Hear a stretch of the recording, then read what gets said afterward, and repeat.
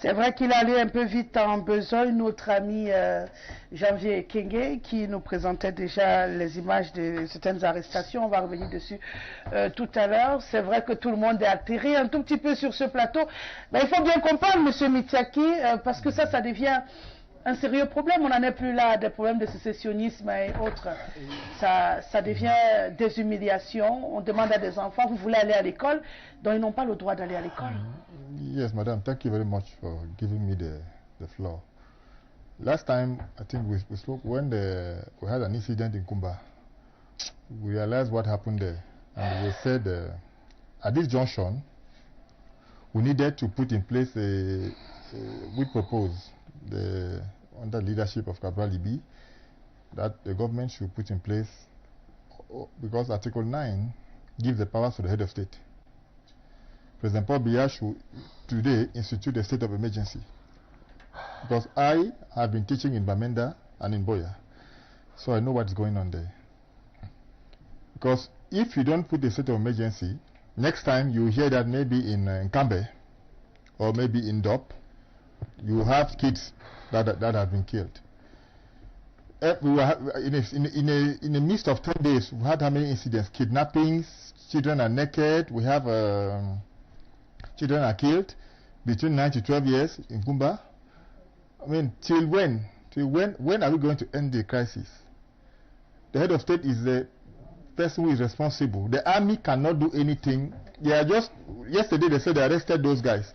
The next time you hear another incident in another town again, it can be in Mafe, you will see they have arrested them. When we launch a state of emergency, you coordinate the army. You stop schools and markets and everything, and then you tell people and then you try to surround the area to neutralize those secessionists.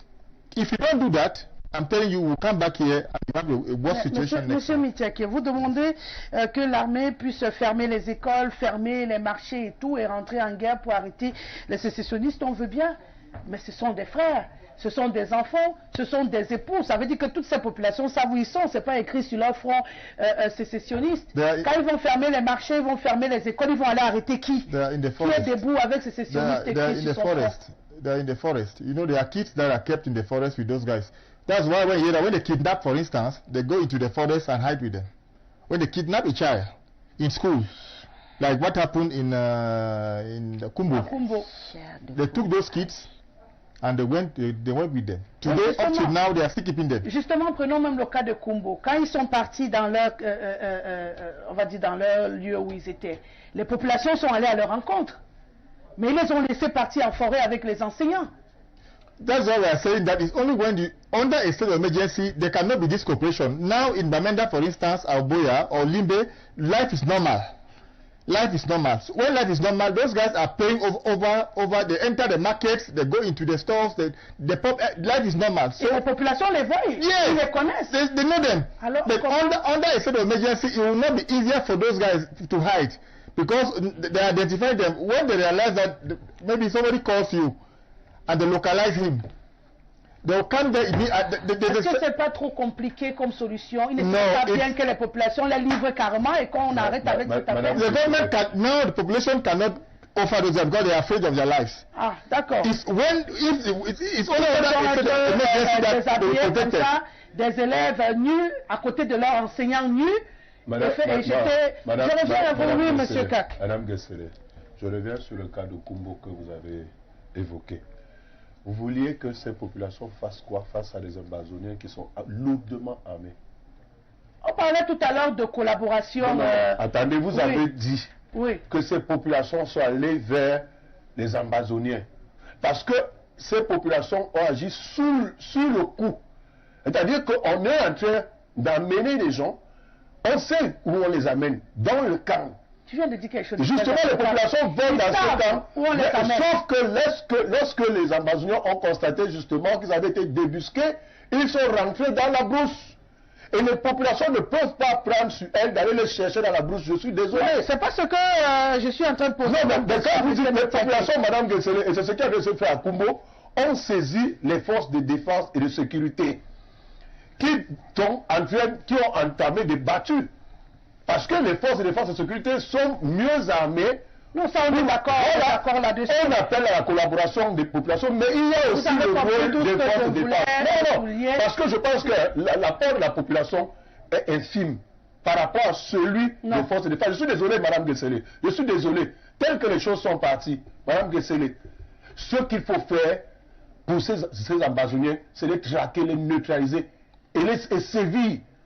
Parce que ce que ces gens ont fait, ils ont envoyé un message clair au pouvoir en place. Un message de défiance. Et je vous disais encore hier que même ceux qui sont les instigateurs de ces crises se sont rendus compte avec ce qui s'est passé à Kumba, que les gars avaient poussé le bouchon aussi loin. Qu'est-ce qui les empêchait de tirer sur ces enfants? Mais c'est parce qu'effectivement, nous savons qu'il y a des gens qui tirent les ficelles et qui leur ont dit non, vous avez fait très fort. Ce dont il est question, je dis maintenant, il faut que M. Biya, on est fatigué de le dire, que M. Biya sorte de sa réserve. On n'est plus à blaguer avec ces gens. Et je vais vous dire, on a eu la chance parce qu'on était à Limbe, puisqu'il y a un très bon dispositif sécuritaire à Limbe, où il y a la base du bataillon d'intervention rapide. Je crois même que c'est d'ailleurs lui qui a réagi. Je voudrais saluer la prompte réaction de ce bataillon. Mais si on était par exemple en Kambé, où il n'y a pas le même dispositif sécuritaire, on n'aurait pas eu cette réaction. À Kumbo, il n'y a pas à proximité une base militaire, il n'y a pas à proximité un camp militaire capable de réagir. Donc il faut effectivement que M. Biya prenne des décisions. Parce que je ne sais pas, quand j'entends des gens venir sur ce plateau et dire que M. Biya a été ému par ce qui s'est passé à Kumba, il est ému par ce qui se passe. Mais en même temps, il est ému, c'est quoi? Il continue de pleurer. Un chef de l'État, ça pleure pas, ça dit. Je pense qu'on va avancer en même temps dans cette discussion, professeur, comme on le disait tantôt. À un moment donné, il faut que chacun joue sa partition pour que la musique soit intéressante à l'oreille. Tant qu'on continuera chacun à jouer à demi-ton ou d'autres à jouer les muets qui refusent de sortir le son, on n'aura pas la musique qu'il faut du côté du Nozo. Exact. Je n'ai pas changé ma position par rapport à cette crise dans le nord-ouest et le sud-ouest jusqu'aujourd'hui. Nous sommes dans une situation de guerre asymétrique. La bataille est complexe et ne peut pas se résoudre exclusivement par la force militaire. Ça, on le sait. Et peut-être contrairement à Willy Kak, je dirais que la participation de la population est essentielle. Voilà. Parce qu'on n'a pas une armée en face contre l'armée camerounaise. Qu'on dise, bon, ok, allez-y, foncez, tirez. J'avais pris l'image, j'ai dit, c'est pas un match de football, c'est pas un combat de boxe. C'est quelque chose d'assez complexe. Mais ce qu'il faut reconnaître, c'est que ceux qui sortent, qui posent des actes, sont des fils du même coin. Donc ça veut dire qu'on sait que le fils de tel qu'on ne voyait plus depuis 2-3 semaines ne peut pas être rendu à Douala, ne peut pas être rendu à Yaoundé. Il est certainement quelque part dans la brousse. Et s'il est rendu dans la brousse et ses parents sont là, on sait qu'il est possible de rentrer en contact avec lui à travers ses parents, d'une manière ou d'une autre. Les militaires le savent, les hommes le savent. Bien, alors, je dis, ici, il faut donc engager aussi un autre volet, le volet de la communication. Nous sommes en situation de crise. Qu'est-ce qui motive ces gens à poser des actes? Il faut trouver des actes de communication qui peuvent soit démotiver les autres, soit engager les autres dans une voie inverse. Qu'est-ce qui fait que jusqu'à présent, les gens aient peur de réagir? Oui, c'est peut-être la peur des représailles, oui, mais est-ce qu'il n'y a pas des mécanismes de communication plus sournois, plus discrets qui peuvent permettre qu'un citoyen donne à l'autorité d'une information sans que... En l'état actuel, non. Non, c'est toujours possible, c'est une affaire des humains. C'est une affaire des humains. Non, oui, mais la peur, oui, jusqu'à ce qu'il meure. They are dying. Alors, oui, they are dying so that they cannot be immobilized. Nobody could give you any information. Non, il y a deux choses l'une. Vous avez peur de donner l'information jusqu'à ce qu'on vous tue. Voilà. Jusqu'à ce qu'on vous tue. Ou bien vous avez peur de donner l'information jusqu'à ce qu'on tue votre fils. Bien, il y a un problème. À un moment donné, il faut réagir. Il faut à un moment donné. Et je dis bien je maintiens qu'il y a des voies discrètes par lesquels on peut informer les autorités. Donc, je crois que, et d'une autre part, l'armée, on avait vu le BIR, on l'a félicité ici, avait commencé déjà aussi à engager des actions de proximité avec les populations qui ne doivent pas s'arrêter. C'est-à-dire que l'armée doit continuer d'avoir le contact avec les populations. Et ça fait que dans une opération, on peut gagner plus d'une chose à la fois. Oui. En même temps qu'on va distribuer, par exemple, les vivres, on peut récolter les informations, on peut. Donc, je crois que plonger la population dans la peur, parce que c'est ce qui est recherché par ceux qui les posent. C'est-à-dire créer une situation de psychose qui fera pour les faire reculer alors qu'ils ont déjà commencé à moi, je pense que les gens doivent prendre leur courage à deux mains et dénoncer. Les actes politiques sont des actes politiques, mais des actes de survie. Pour les individus doivent être des actes de suivi. Madame Kessler, je peux dire quelque chose à la suite du professeur en quelques minutes par rapport à ce qu'il a dit. En 30 secondes. Je réfère à ce que nous disaient nos parents. À un moment où débusquaient les maquisards chez nous, on venait vers les populations, on les saisissait. Il y a des mesures, les forces de défense le savent. On vous pousse à le faire. C'est-à-dire que si les populations ne veulent pas collaborer, on les amène de force à collaborer. Et c'est de ça qu'il s'agit. Il faut changer d'action désormais sur le terrain. Voilà. Madame Pabé.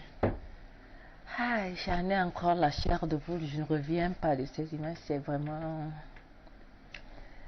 C'est difficile pour nous, femmes, honnêtement, de regarder cela. Mais on va essayer de dire quelque chose. Nous sommes arrivés à un stade où, franchement, c'est difficile et ça sera encore plus difficile parce qu'ils ne vont pas s'arrêter sûrement. Ils vont essayer encore d'aller dans d'autres localités, essayer de surprendre les gens comme cela. Mais je pense que pour une fois, j'irai dans le même sens que le professeur. Il est temps que la population s'implique davantage. Je refuse l'idée de monsieur Bitiaké. Simon, c'est mieux, ça va aller. Voilà, de monsieur Simon. Comme quoi, il faut déclarer l'état d'urgence ou l'état d'exception. Il faut aussi édifier les téléspectateurs parce que déclarer l'état d'urgence ou d'exception, ça veut dire quoi? Ça veut dire que les civils ne règnent plus, c'est les militaires qui règnent. Non, c'est faux. Si, c'est faux. C'est une loi constitutionnelle. L'état d'urgence veut dire que sur Bamenda, on met 10 000 militaires. Non, je ne suis pas d'accord. Non, c'est faux. L'état d'exception, c'est autre chose. C'est l'état d'urgence, pas l'état d'exception. Non, madame, s'il vous plaît, écoutez, j'ai parlé d'état d'urgence et d'état d'exception. Ça veut dire que... Écoutez, s'il vous plaît. Le fait qu'on a juste l'état d'urgence, j'ai dit ceci, que ce soit l'état d'urgence ou l'état d'exception, les civils ne vont plus régner. Non, c'est l'état d'exception qui... Non, c'est l'état d'exception. Vous me permettez de parler jusqu'à la fin maintenant si vous voulez vous parler, s'il vous plaît. Je ne dis pas ce que je dis, ce que je connais selon la Constitution. Donc, si vous demandez, quel que soit ce que vous demandez, exception, urgence. Urgence, madame. Donc, excusez-moi, moi je veux éclairer la lanterne des populations. Quels que soient les deux.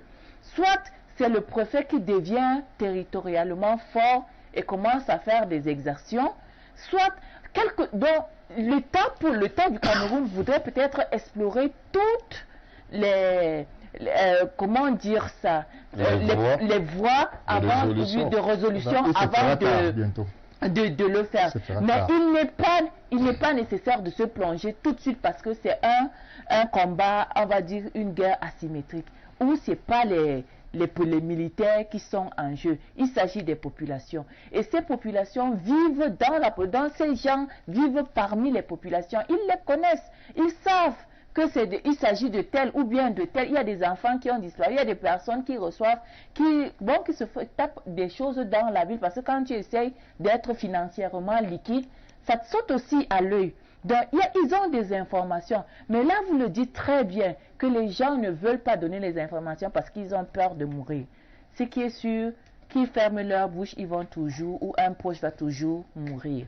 Donc, il est temps peut-être de dénoncer massivement ces gens. Peut-être trouver même certaines tactiques. Même si on ne veut pas aller en personne, il y a des moyens de dénoncer certaines choses qui se passent.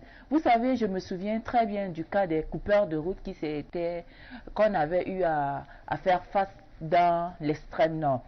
C'était terrible, c'était un peu comme cela. C'était arrivé à une période où la ligne entre Maroua et Kousséri était une ligne très sollicitée. Et les gens avaient tellement peur de prendre cette route-là parce qu'il y avait les coupeurs de route. Quand les coupeurs de route vous arrêtaient en route, mais c'était grave. Tout se passait là. Et pendant, vous imaginez, vous êtes en brousse. Qui devait intervenir? Personne. Donc vous n'avez peut-être que Dieu pour demander la vie sauve. Donc la psychose était là parmi les populations. Mais les forces de défense ont réussi à éradiquer ce mal avec la collaboration des populations. Donc les gens on allait dans les maisons et maisons, on attrapait ces gens-là. Parfois en brousse, on essayait de les attraper. Donc la participation de la population a été d'un grand apport pour éradiquer ce phénomène. Et nous souhaitons que cela aussi se passe du côté du Nozo. Nous voulons que, et d'un autre côté, non seulement la participation de la population, il faut que les forces de défense essaye d'organiser un dispositif sécuritaire autour des écoles, autour de ces édifices qui accueillent beaucoup de personnes. Donc, peut-être faire un plan où il y aura peut-être des militaires et des policiers, des militaires, des gendarmes, je ne sais pas, les forces de l'armée, stagner là autour des établissements. Moi, je pense que il faut passer à la phase supérieure. Et cette phase supérieure demande vraiment la collaboration des populations, la collaboration des leaders politiques, des leaders religieux, traditionnels et même des élites, parce qu'on oublie les élites. Parce qu'on oublie les élites. Les élites fuient aussi leurs responsabilités. Nous savons très bien quel impact les élites jouent dans le développement d'une société. D'accord. Avant de vous donner la parole, je préfère mettre tout le monde d'accord tout de suite. La loi numéro 90/47 du 19 décembre 1990 relative à l'état d'urgence. Je pense que comme ça tout le monde va être d'accord. L'état d'urgence peut être déclaré sur tout ou une partie du territoire national, soit en cas d'événement présentant par leur nature et leur gravité le caractère de calamité publique, le cas par exemple avec la Covid, soit en cas de troubles portant gravement atteinte à l'ordre public ou à la sûreté de l'État, soit en cas d'agression venant de l'extérieur. Article 2. L'état d'urgence est déclaré par décret. Le décret instituant l'état d'urgence précise là où les parties du territoire soumises à l'état d'urgence, la durée de celui-ci qui ne peut excéder 3 mois, les autorités administratives habilitées à prendre les mesures consécutives à la proclamation de l'état d'urgence. Je pense que c'est ce qu'elle voulait signaler, qu'à partir de là, ce sont eux qui sont les boss là où ils sont et ils décident de tout comme des chefs d'État. Je pense que c'est ce qu'elle voulait vous faire comprendre. Ça marcherait mieux. L'article 3, c'est peut-être qu'elle a voulu relever, c'est pourquoi j'ai voulu vous reposer. Non, mais elle a raison. Là, ça marcherait mieux. Si je lis la suite, vous allez comprendre. Nonobstant, voilà, j'y arrive, les dispositions de l'article 2, alinéa 2 ci-dessus, l'état d'urgence pourra être prorogé par décret pour une seule période de 3 mois. Si la situation qui a motivé l'état d'urgence persiste, l'Assemblée nationale maintenant sera consultée. L'état d'urgence prend fin, soit automatiquement, ça c'est l'article 4, à l'expiration du délai fixé par le décret, l'ayant institué ou prorogé, soit par décret aussi bien au cours de la première période qu'au cours d'une période de prorogation, lorsque les circonstances ayant entraîné sa proclamation ont cessé. Donc, lorsque l'état d'urgence est déclaré sur une partie du territoire, les autorités administratives de la dite partie du territoire, habilitées par le décret de proclamation de cet état d'urgence, peuvent, selon les cas et le plein droit, par arrêté immédiatement exécutoire, soumettre, vous avez compris, en fait, ce sont eux, les préfets, qui deviennent les patrons. Madame Guessele. Non, je n'ai pas dit qu'il y a un problème, je voulais juste vous répondre. Pour que vous compreniez. Moi, je me réjouis de ce que vous ayez cité cette loi, parce que je devais justement faire mention de cette loi. Est-ce que la situation actuelle ne s'y prête pas? C'est la question qu'il faut qu'on se pose. Est-ce qu'on n'est pas dans on n'a pas franchi le cap de la calamité? C'est une calamité. Non, la calamité, c'est plus pour les pathologies aussi. Attendez, madame, c'est une calamité humaine. On a désacralisé l'être humain. Madame, madame, qu'est-ce que vous appelez par calamité? On a désacralisé l'être humain. Vous savez ce que ça veut dire? Vous savez ce que la nudité? C'est sacré, la nudité. Qu'un enseignant connaisse la nudité de ses élèves et vice-versa. C'est désacraliser la... Non, c'est désacraliser... C'est beaucoup plus l'inverse qui est inquiétant. Quand l'élève regarde son professeur... Ah, les deux, je suis désolé. C'est encore plus je suis désolé. Le parent peut voir... Ah oui, le parent, je suis désolé. Le parent, parce que quand il s'agit de la nudité, à un moment, il y a un problème. Vous ne supporterez pas qu'un de vos amis ou de vos voisins voit la nudité de votre fille comme celle-là. Non, je dis, je reviens pour avancer. Moi, je dis encore une chose, que l'apport de la population, pour moi, elle, s'il faut la chiffrer en termes de pourcentage, elle est de 40%. Parce que l'apport est au niveau de la diffusion des informations. Et les autres 60%, c'est dans la réaction des forces de défense. Quand vous voyez par exemple la réaction des forces de défense et de sécurité, que je salue encore une fois de plus à Limbé, c'est parce qu'elles ont eu les informations des populations, elles ont réagi justement. Pendant que vous parlez, on les aura en image justement. Vous voyez, donc les populations qui ne peuvent pas, elles réagissent comme les forces de défense. Mais elles sont immédiatement signalées. Effectivement. Maintenant, ce qui se passe, quand Mme Pambé prend le cas, par exemple, de coupeurs de route, moi j'ai des aînés qui étaient, d'ailleurs j'ai l'un d'entre eux qui était l'un des premiers officiers du bataillon d'intervention rapide. Il vous dit qu'à un moment, ils entraient, c'est vrai qu'aujourd'hui on peut dévoiler cela, c'est des stratégies qui à l'époque étaient tues, c'était secret de défense, ils entraient dans les maisons. On vient, c'est vous le chef de ce village, n'est-ce pas? On vous amène là devant vos populations. On prend l'arme, on pose sur votre tête. Vous allez nous dévoiler les maisons des gens dans lesquelles se cachent. Je vous ai dit, en mon temps, on n'avait malheureusement pas la possibilité de... Justement, à l'époque, il n'y avait pas WhatsApp, il n'y avait pas tout ça. Mais c'était la terreur. Moi, j'étais jeune élève. On a vécu ça, c'était la terreur. La peur du gendarme, c'est le commencement de la sagesse. Je dis que quand les populations sauront que, alors si les forces de défense ne s'amusent plus, je dis que ces populations elles-mêmes vont sortir des maisons, aller dire que, chef, vraiment, nous, c'est nos enfants, mais ils nous ont dépassés. Il faut instaurer la peur du gendarme. J'ai dit, on peut instaurer la collaboration avec le gendarme beaucoup plus que la peur du gendarme. Il n'y a plus de collaboration là-bas. Non, attendez, lorsque vous dites qu'il n'y a plus de collaboration, vous venez de dire le contraire. Je dis qu'il faut agir. À Limbé, le BIR a réagi parce que la population a signalé. C'est de ça qu'il s'agit. Non, il paraît qu'il y avait un enfant qui était en retard ou quelque chose. C'est lui qui est rentré signaler. Bon, tout à fait, c'est la population. Voilà. Et ce que je veux relever, si en Europe, on réussit à contenir, vous savez, toutes les haines concentrées sur l'Europe, c'est parce qu'ils ont... Là-bas, le citoyen a acquis le principe de la dénonciation, même dans la vie civile. C'est-à-dire que vous tapez sur votre propre enfant dans la maison, c'est le voisin qui appelle la police. Vrai. Sauf que ça ne cadre pas avec nos us et coutumes, par exemple. On peut toujours l'avoir. Non, ne dites pas que ça ne cadre pas. Nous avons développé l'instinct maternel chez nous. Vous savez que c'est dit la sociologie. Vous êtes une femme, vous êtes une mère. C'est difficile pour une mère de dénoncer son enfant. Ce qui est plus facile en Occident que chez nous. Disons-le aussi. Non, il n'y a pas un peuple qui soit naturellement, soit inapte à la collaboration ou naturellement. C'est un problème c'est un problème d'éducation, de culture. Donc, il faut se dire que ce qui est en train de faire, et moi j'insiste là-dessus depuis un bon bout de temps, le BIR est sur une très bonne voie.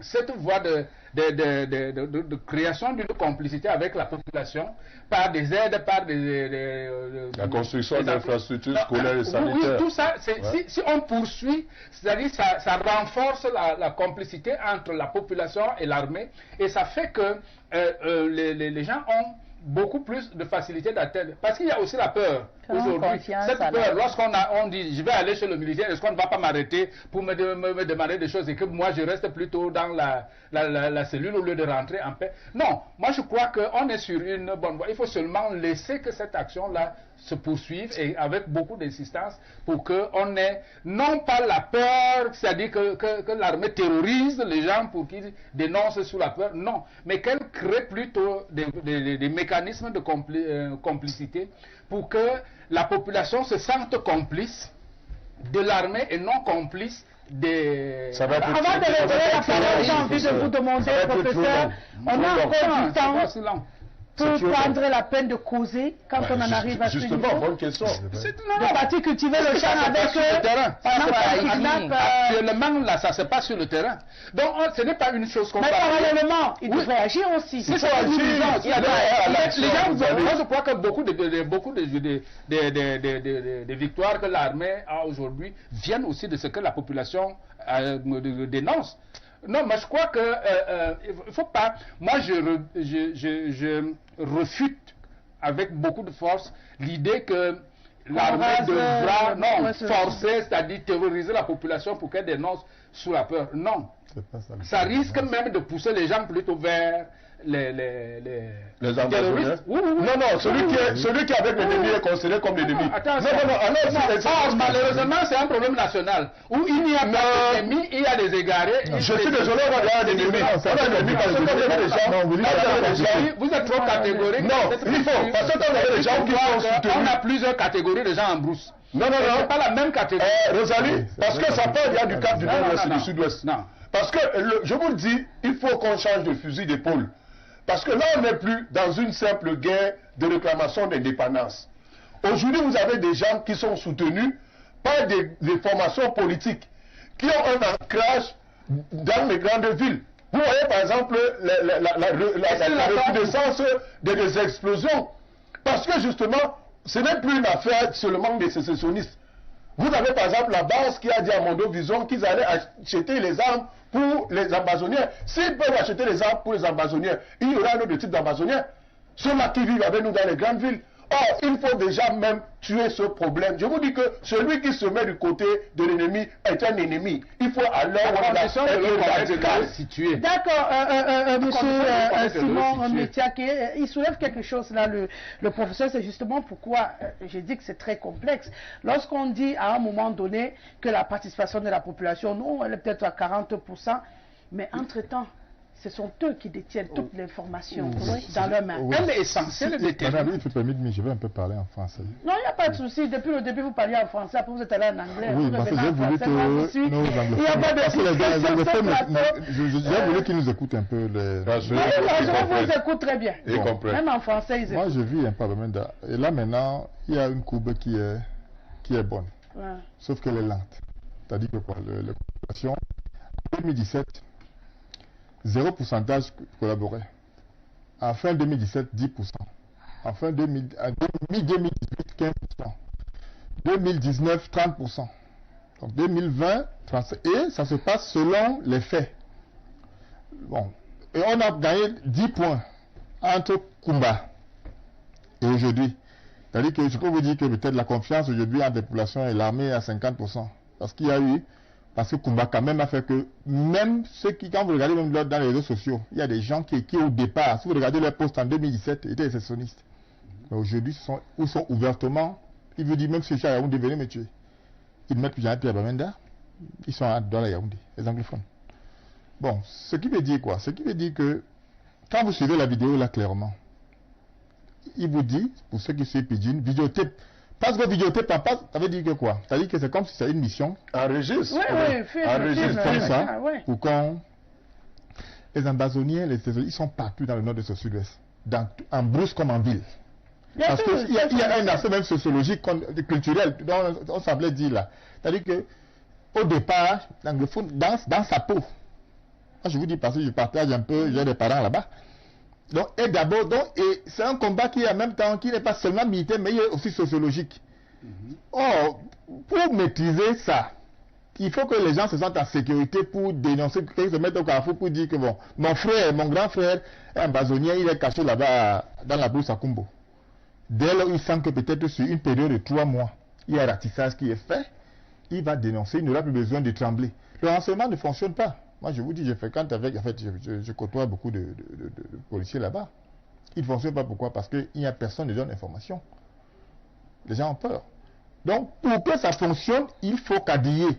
Quitte à ce que les gens sentent que pas quadriller, comme le gens Cavalais le fait, mais l'effet escompté n'est pas là. Ok, pour essayer de comprendre. Donc, vous voulez dire qu'il faut que l'armée camerounaise organise un ratissage sur une durée précise, et là, ils vont vite collaborer pour qu'on les débarrasse de... Tout ce qui sera couvert pendant cette période-là. Nous, on a pensé, nous, sa proposition que nous, on fait au président de la République. Parce que rester tranquillement au fur et à mesure... Ça tourne, et ils vont encore agir la semaine prochaine, et on va revenir encore à pleurer ici et tout. Non, c'est clair. J'ai peur qu'on parle d'une chose et qu'on se représente une autre. On parle d'une guerre asymétrique, on se représente une guerre conventionnelle. C'est-à-dire, lorsqu'on a dit... Professeur, avant de vous donner la parole, on a plus dans une guerre vous avez dit tout à l'heure quelque chose qui a attiré mon attention. Vous avez dit il y a plusieurs types de groupes dans les forêts. Oui. Ça veut dire que ceux-là qui sont des groupes qui ne cherchent pas la guerre font quoi dans les forêts? Non, c'est des bandits de grand chemin. Ok. C'est-à-dire qu'ils, pour survivre, vous demandez à crier les groupes qui sont dans les forêts. C'est la complexité que moi je demande à ceux qui veulent qu'on militairement. Alors, c'est que je suis en train, il faut bien me comprendre. Il faut qu'ils aillent trier. Non, il faut bien me comprendre. J'ai l'impression que vous comprenez justement à l'envers. Vous comprenez justement à l'envers. Ce que je suis en train de dire, il n'y a que les populations pour connaître ces gens-là. Qui sont les groupes terroristes et ceux qui... Bien sûr, mais ils sont dans la forêt. Non, attention. Vous dites non comment? Ils sont même en ville. Mais ils ne peuvent pas coopérer parce qu'ils ont peur. Oui, c'est qu'il y en a qui sont en ville. Comment sait-on qu'ils sont en ville si on ne les connaît pas? Non, il y en a. On est d'accord que les populations les connaissent. Lorsque vous parlez, je vous laisse. On est d'accord que les populations les connaissent. Il faut donc dire que lorsqu'on est dans le... Vous savez, comment ça fait la guerre au Nozo? Non, en Amérique latine... en Colombie. En Colombie. Vous savez combien ça a mis? Non, ce n'est pas que l'armée ne voulait pas. Non, c'est que ce que je suis en train de dire, sans une collaboration franche de la population, vous ne pouvez pas savoir qui en brousse est ambazonien, qui en brousse est bandit, qui en brousse est lorsqu'on dit ambazonien, là, en brousse c'est ambazonien. En ville, c'est compliqué. Ce n'est pas vrai qu'en brousse, c'est exclusivement ambazonien. Nous lisons aussi. Hein? Ce n'est pas vrai qu'en brousse... Hein? Je vous redonne la parole à 1 minute encore. Ce que je voulais dire, c'est que en ville, on sait qu'ils peuvent être mêlés à la foule, on peut se tromper. Mais une fois qu'ils sont en forêt, qu'ils soient ambazoniens ou non, ils font quoi en forêt?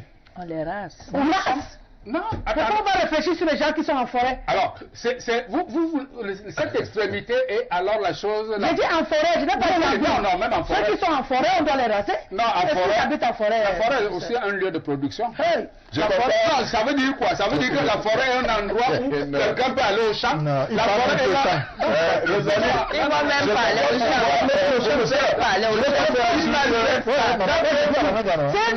S'il vous plaît, d'après parlez chacun. On prend le napalm, on monte dans les avions, on verse dans non, ce n'est pas ça. Tous ceux qui sont là,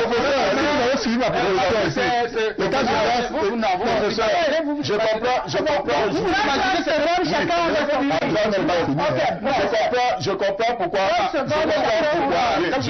Oui, 30 secondes. Je comprends pourquoi cette guerre piétine, parce que le gouvernement réfère à des théories philosophiques et trop mélancoliques, j'aime envie de dire, trop philanthrope du professeur. Non, madame la philanthropie. Quand on vient pour une rafle dans un quartier, on vient chercher les malfaiteurs, n'est-ce pas? Quand on entre dans votre maison, on trouve une arme. Monsieur, vous êtes policier? Non. Vous êtes militaire? Non. Vous êtes gendarme? Non. You may wait down weapon. Suivez-nous d'abord. Suivez-nous d'abord. Vous avez un permis de port d'armes? Non. Allons-y d'abord. Il y a le d'abord.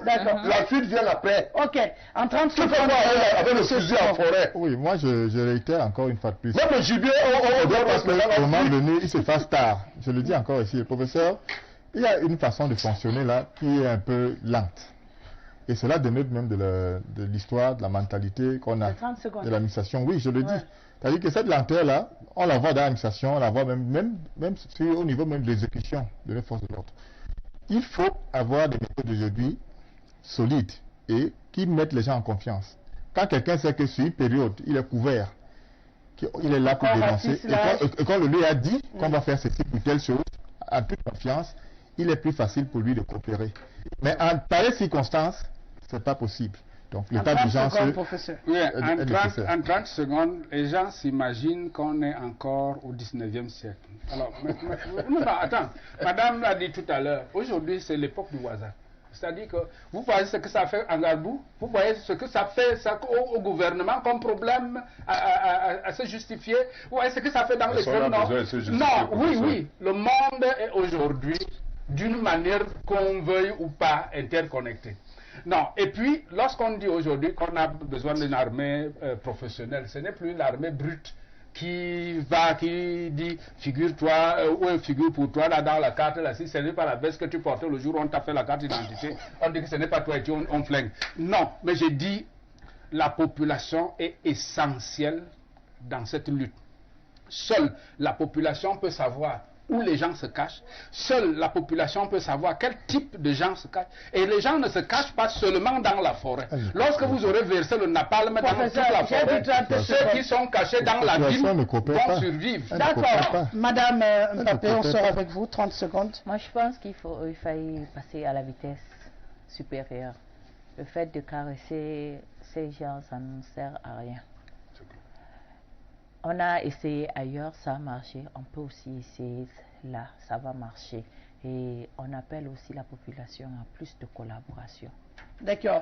Merci, Monsieur Carr. Merci, Madame Pabé. Merci, Monsieur Midiake. J'y arrive. Merci, professeur. Demain, je vous laisse en compagnie d'Alfred Passy-Bekolo dans le cadre du 10-12. Moi, je vous reviens dimanche. On sera dans le cadre d'Infopresse 11h30, 13h30. Tu vois, je t'ai dit aujourd'hui que ton nom allait fuir ma tête. C'est compliqué.